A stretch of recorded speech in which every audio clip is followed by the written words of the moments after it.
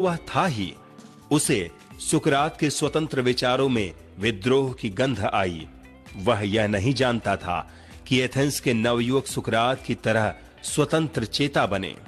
निरंकुश शासक तो यही जानता है कि जनता सोचे विचारे बिना उसकी हर बात प्रसन्नता पूर्वक स्वीकार कर ले। अतः सुकरात उसकी आंखों में कांटे की तरह खटकने लगा। होते होते यह हुआ कि उसे सदा के लिए अपनी राह से हटाने का कुचक्र रचा गया। उस पर आरोप लगाया गया कि तुम एथेंस के नवयुवकों को पथभ्रष्ट कर रहे हो, उन्हें अधर्म के मार्ग पर ले जा रहे हो और शासन के विरुद्ध भड़का रहे हो। इस मिथ्या आरोप के साथ सुकरात को बंदी गृह में डाल उस पर मुकदमा चलाया गया। न्यायाधीशों ने कहा, यदि तुम अपना अपराध स्वीकार कर क्षमा मांग लो तो तुम्हें मुक्त कर दिया जाएगा। जीवन मृत्यु का अर्थ समझने वाले, सदा सत्य के पक्ष की रक्षा करने वाले और अपने देश और देशवासियों से प्यार करने वाले सुकरात ने शासक के दबाव में आकर न्याय की हत्या करने वाले न्यायाधीशों के मिथ्या आरोपों को स्वीकार नहीं किया तो नहीं ही किया। परिणामतः उन्होंने सुकरात को मृत्यु दंड सुना दिया। देश की तत्कालीन प्रथा के अनुसार मृत्यु दंड के अपराधी को निश्चित तिथि को जहर का प्याला पिला दिया जाता था। सुकरात ने खुशी से जहर पीना स्वीकार कर लिया। उस दिन शुक्रवार था।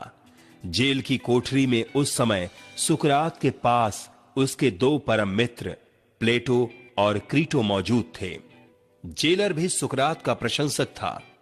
शिष्यों ने जेलर को विश्वास में लेकर सुकरात को जेल से भगा ले जाने की योजना बनाई, परंतु सुकरात ने दृढ़तापूर्वक इनकार कर दिया। बोला, यह देश के कानून का उल्लंघन होगा। कानून का उल्लंघन करके मैं देश का अपमान नहीं करूंगा। सत्य की रक्षा करना ही मेरा धर्म रहा है। मृत्यु भय से मैं यह अधर्म नहीं करूंगा। बाकी मेरा शरीर ही तो कब्र में दफन रहेगा, आत्मा तो तुम लोगों के साथ रहेगी। आत्मा ही एक अमर सत्य है, इसलिए मेरी मृत्यु के अवसर पर हंसो और खुशियां मनाओ तथा मुझे भी शांति से मरने दो।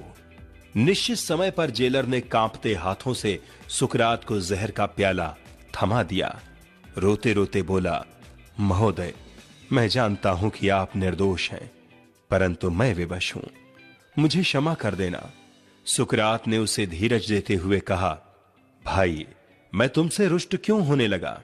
तुम तो अपने कर्तव्य का पालन कर मेरे ही विचारों का समर्थन कर रहे हो। यह कहकर सुकरात ने जहर का प्याला हाथ में लिया और प्रसन्नता पूर्वक घूंट घूंट पीने लगा। यह देख वहां उपस्थित लोगों का हृदय हाहाकार कर उठा। जहर ने धीरे धीरे सुकरात पर अपना प्रभाव दिखाना शुरू कर दिया।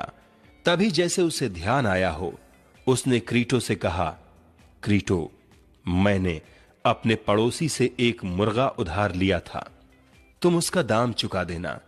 यह कहकर उसने चादर से मुंह ढक लिया। उसके बाद वह कुछ देर निस्पंद पड़ा रहा। कुछ क्षण बाद उसका शरीर एकाएक कांपा और उसके बाद सब कुछ शांत। सुकरात की आत्मा उसका शरीर छोड़कर उस परम सत्ता में विलीन हो गई जिसका वह